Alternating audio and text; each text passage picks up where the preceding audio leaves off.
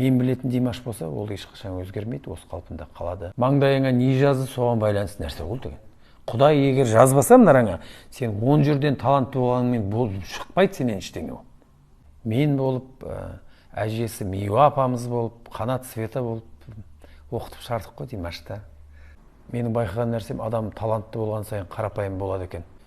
Димаш қандай дегенде, Димаш өзіміздің Димаш қой, өзіміз білетін.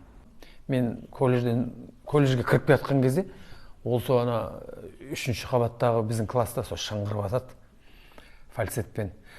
Ойбай, мына жақта қырылып жатыр, жойылып жатыр. Димаш жоқ деп.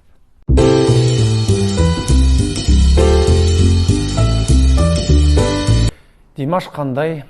Димаш жан-жақты, Димаш ешкімге ұқсамайды. Жалпы менің білетінім, ол колледжде оқып жүрген кезде, сол кезде өзі біздің қазақстандық әнші бауырымыз Әлішер Каримовтың дүркіреп шыға бастаған кезі, сонда менің білетінім, дәл білетінім, сол Әлішер Каримовке аздап еліктейтін тұғын.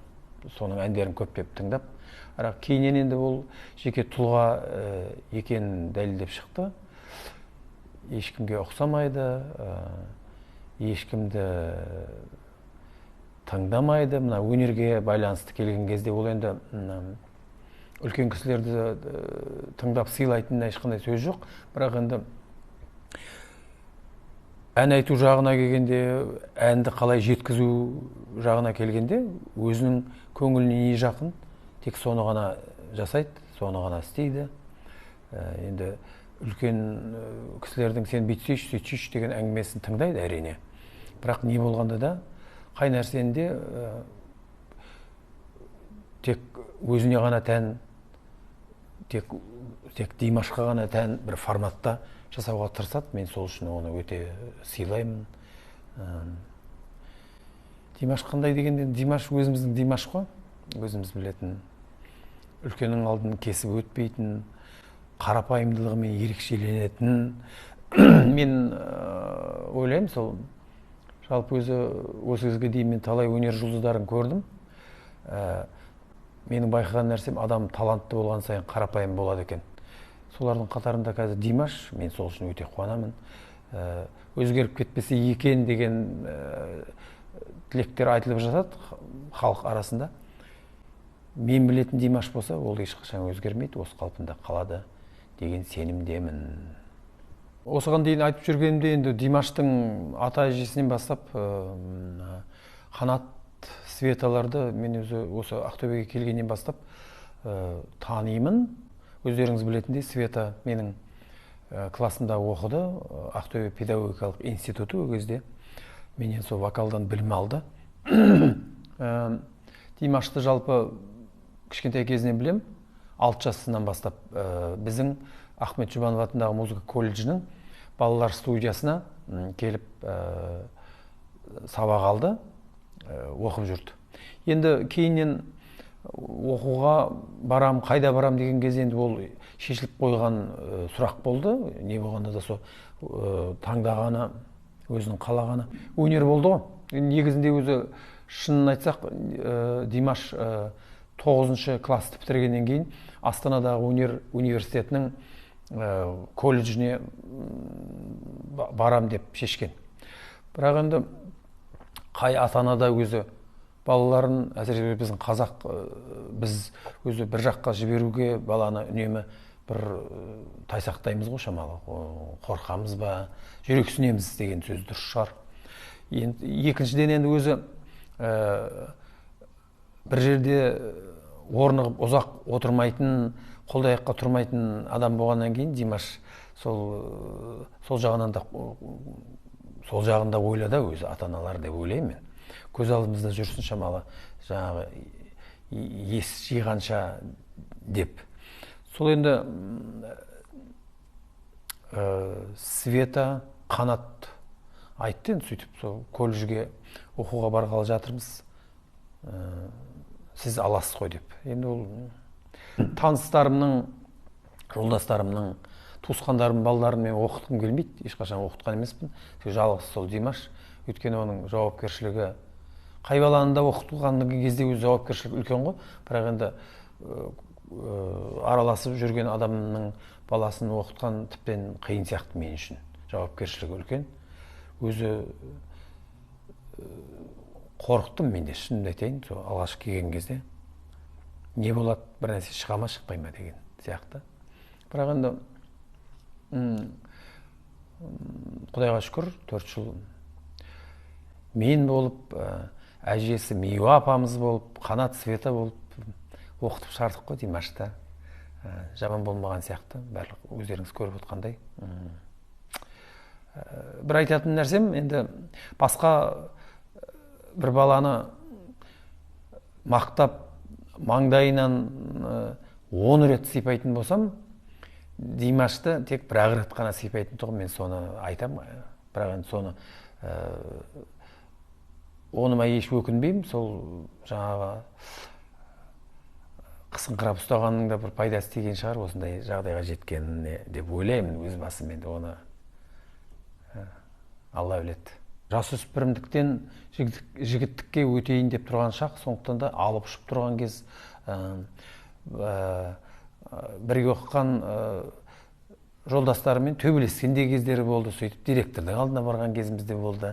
Енді ол заңды құбылыс, онда тұрған ештеңе жоқ деп ойлаймын. Таңғы сабақтар бар ғой, 7:55-тен басталатын.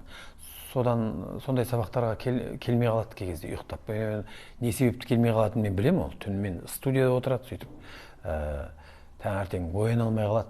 Содан жаңағы тәрбие жөніндегі завучымыз Айман Дауытқызы апамыз маған телефон соғады. Ойбай, ана Димаш жоқ тарихта немесе математикада деп. Содан мен Димашқа телефон соғудың пайдасы жоқ екенін білем да, бірден Миуа апамызға телефон соғам. Ойбай, міне жақта қырылып жатыр, жойылып жатыр, Димаш жоқ деп. Содан сәлден кейін, бір 10-15 минуттан кейін шаштарының бәрі жан жаққа қарап,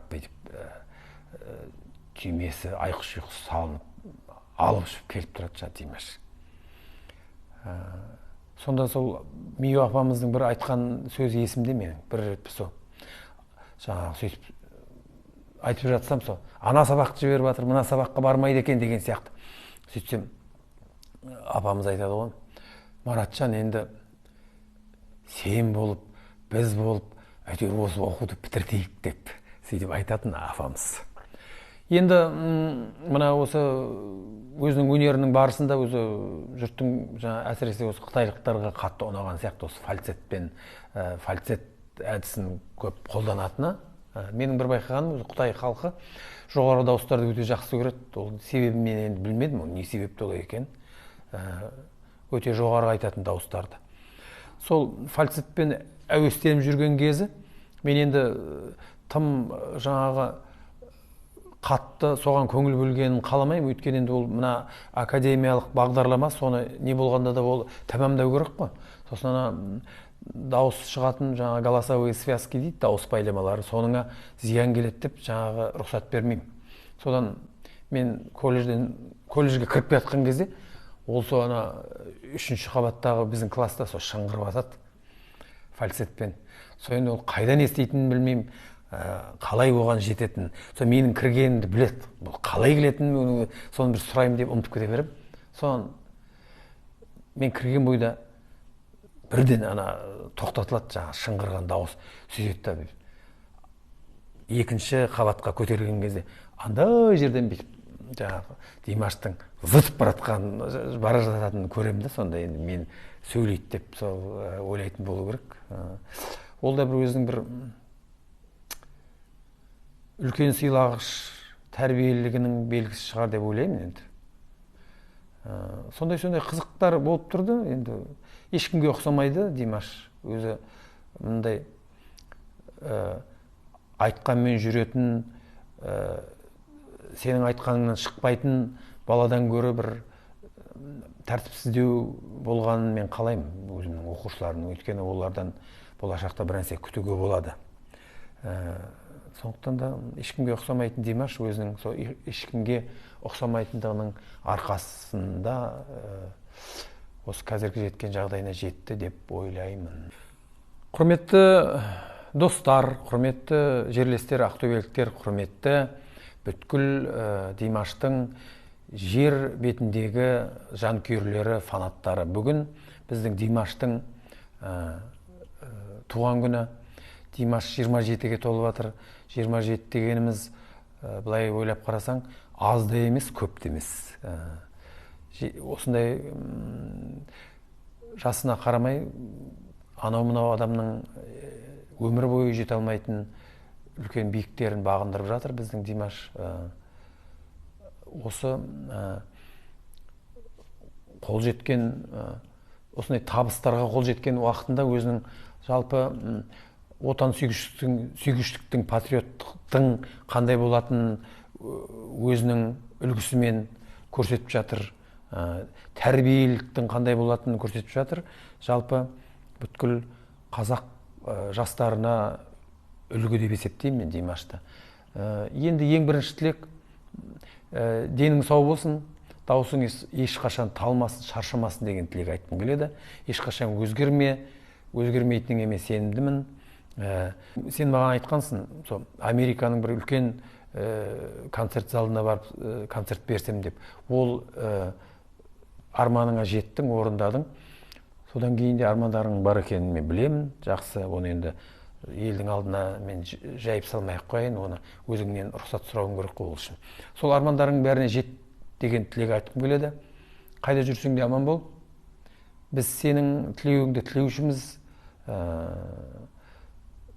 Осы қазақтың атын асқақтатқан үстіне әрі қарай асқақтата бер. Аман бол. Туған күнің құтты болсын.